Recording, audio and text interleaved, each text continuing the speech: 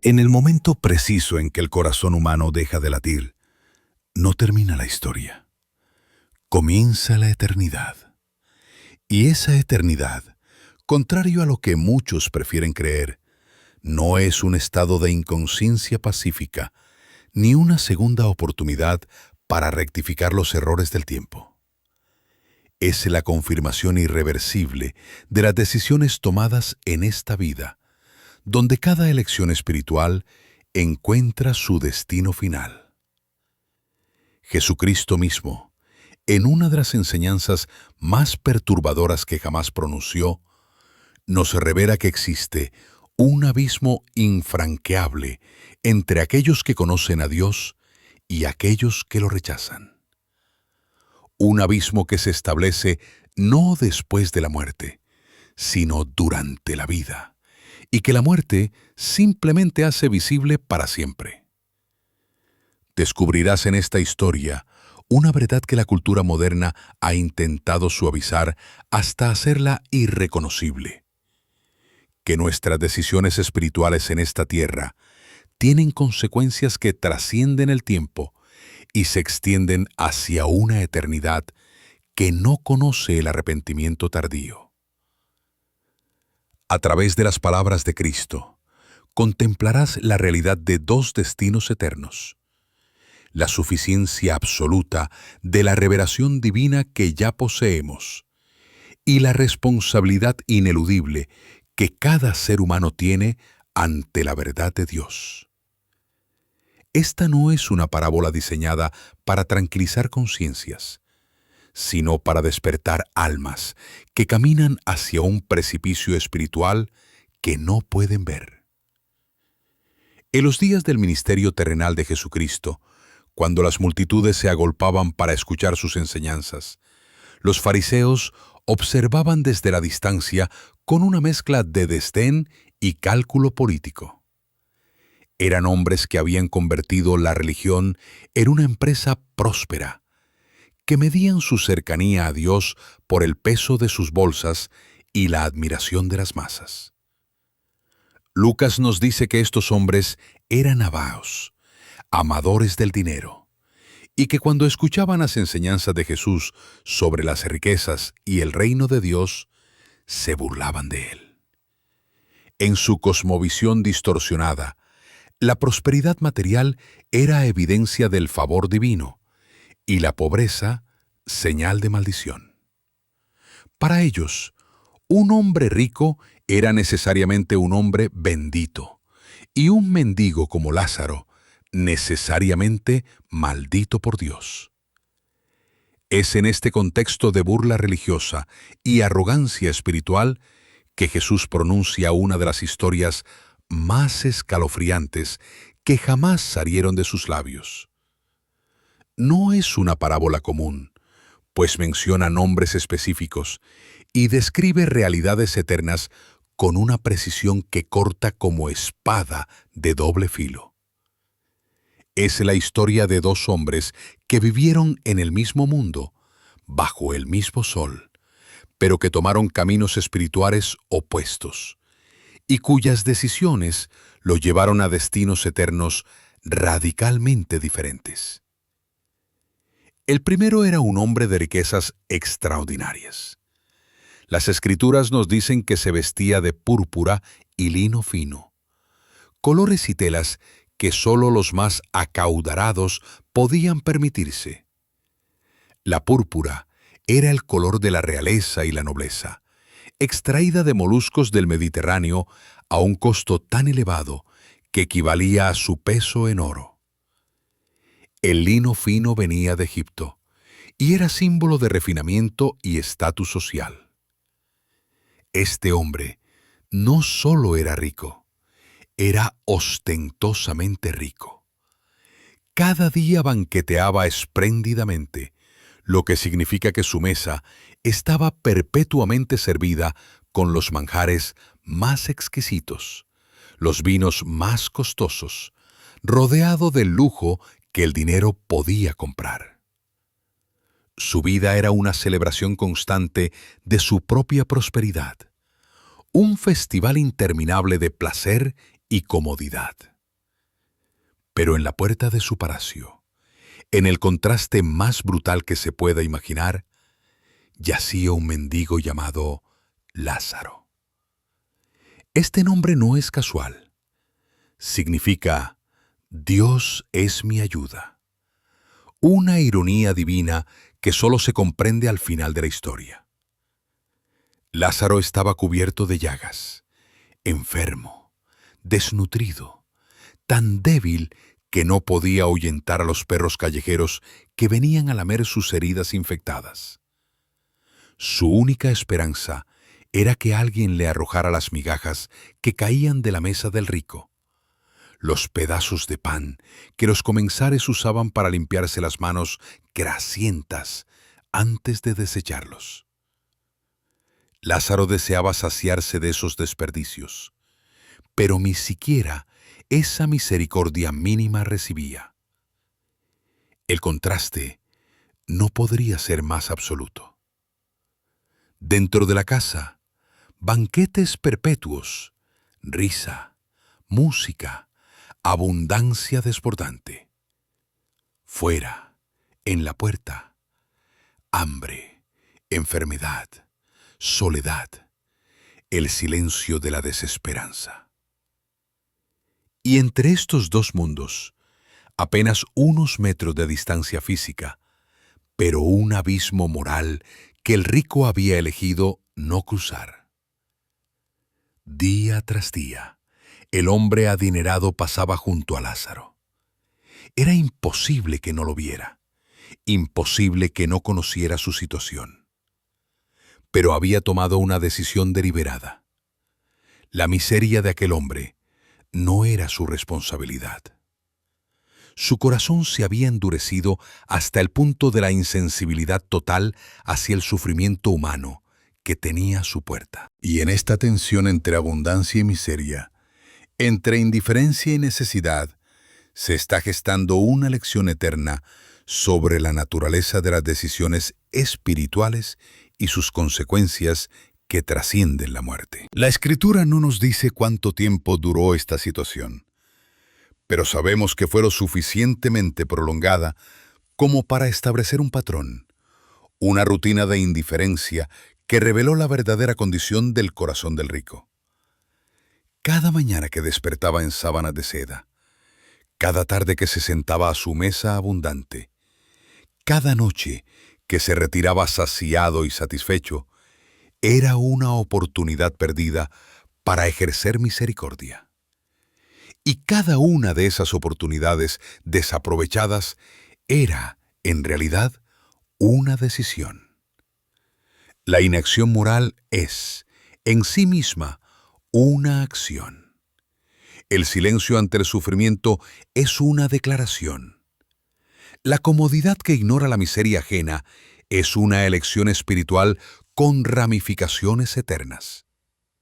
Porque aquí yace el corazón del problema que Cristo está exponiendo. No era simplemente que el rico tuviera dinero y Lázaro no.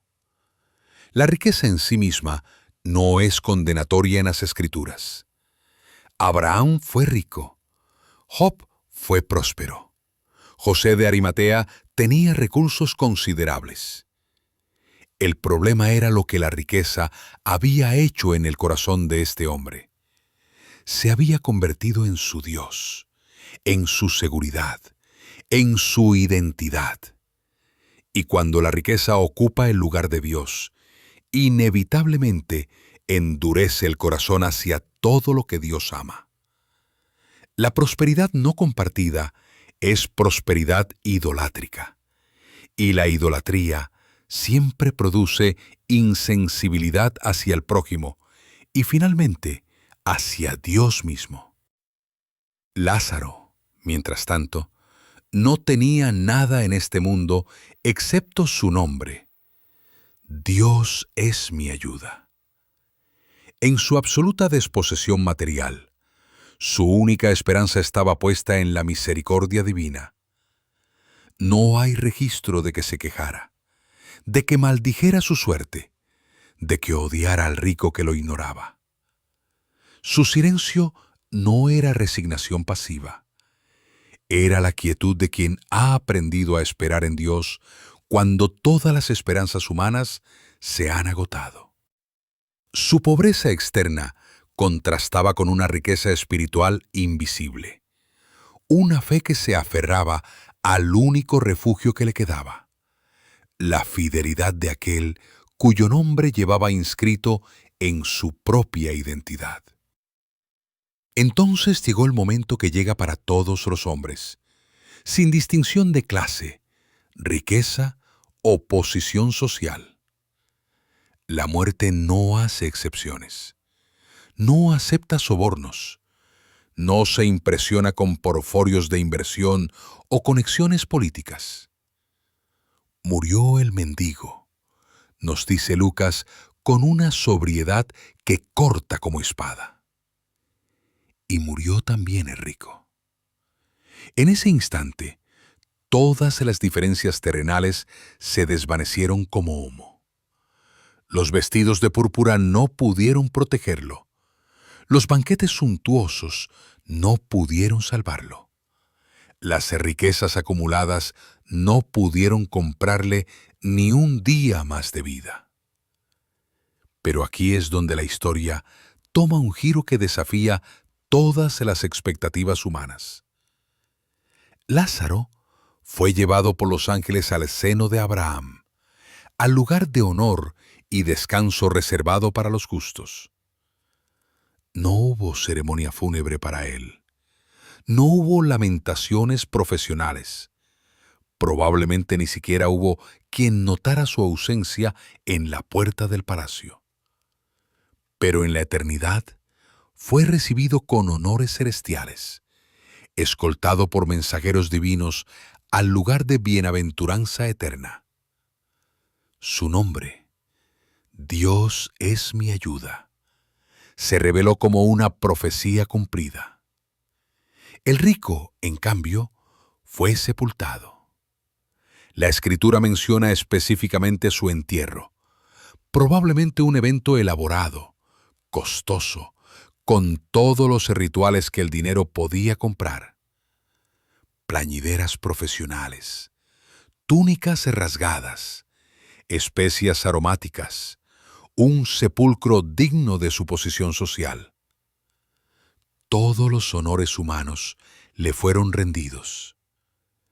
Pero cuando se cerraron las puertas del sepulcro y se dispersaron los dolientes, cuando terminaron los discursos elogiosos y se acabaron las lágrimas compradas, él despertó en un lugar donde ni su dinero ni su estatus tenían valor alguno.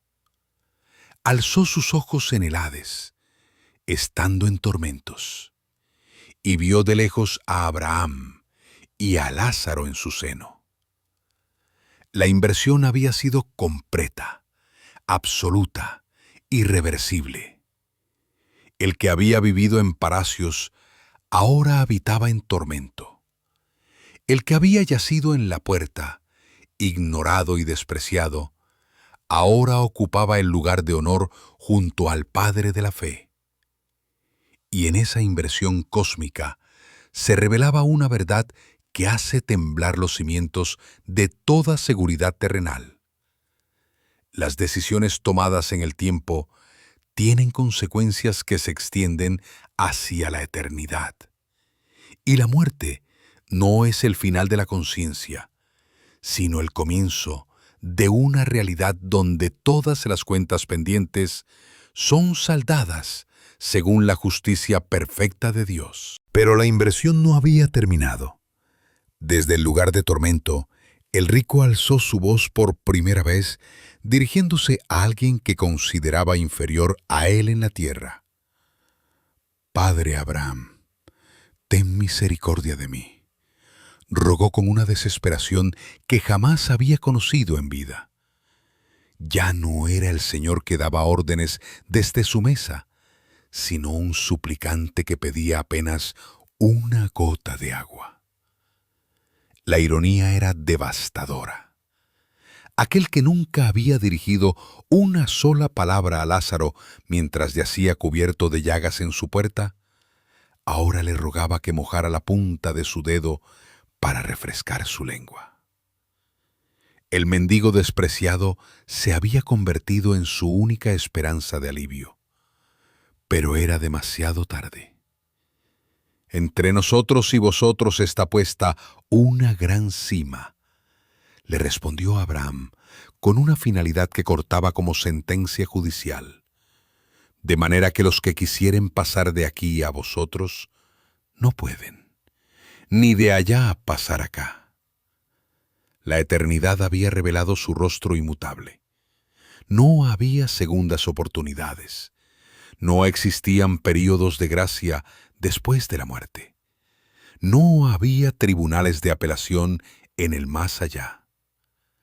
La gran cima no era meramente geográfica, sino moral y espiritual, cavada por las decisiones tomadas en vida cuando aún había tiempo, cuando la gracia de Dios todavía llamaba a las puertas del corazón humano.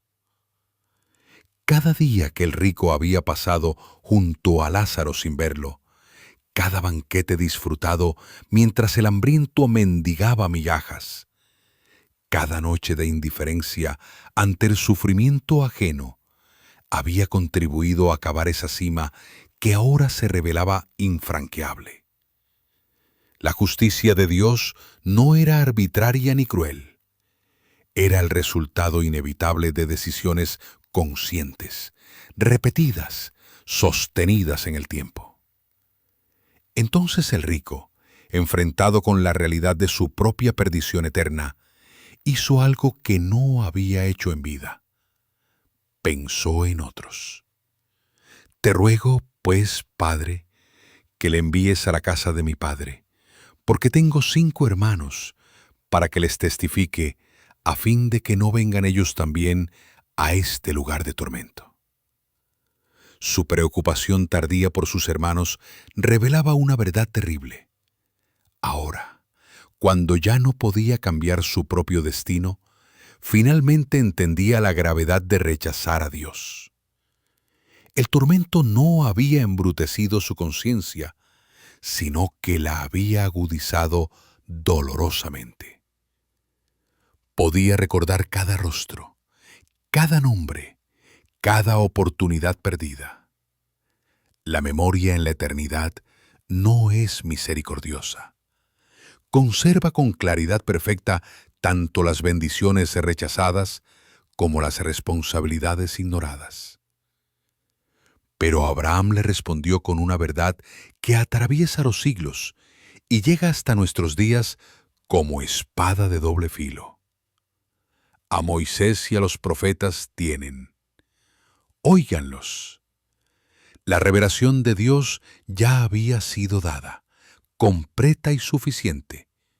Las Escrituras ya contenían todo lo necesario para conocer la voluntad divina, para entender el camino de salvación, para discernir entre el bien y el mal. No hacían falta milagros adicionales. No se requerían señales espectaculares.